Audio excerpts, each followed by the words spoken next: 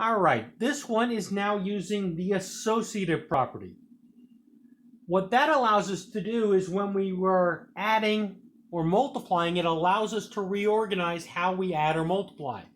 Well, if you notice here, because of the parentheses, we are supposed to do this first. Well, they want us to write an equivalent expression for this.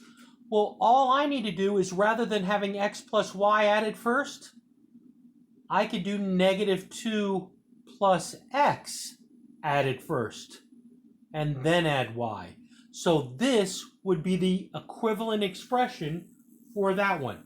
I basically regrouped it. Have it written exactly the same way, but instead I put the parentheses around the -2 plus the x. The next problem, it gives me a minus b plus c. All right. And it says use the associative property to rewrite the equivalent expression for this. So, same basic idea, all right? But I'm going to go ahead before I move the parentheses around, I'm going to write that as plus a -b plus c. And then using the commutative property of the associative property, I'm going to redo the parentheses, so this would be the same as a plus -b plus c.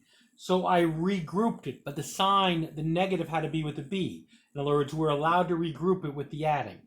So therefore, that is me regrouping that property, and that is the same answer as that one.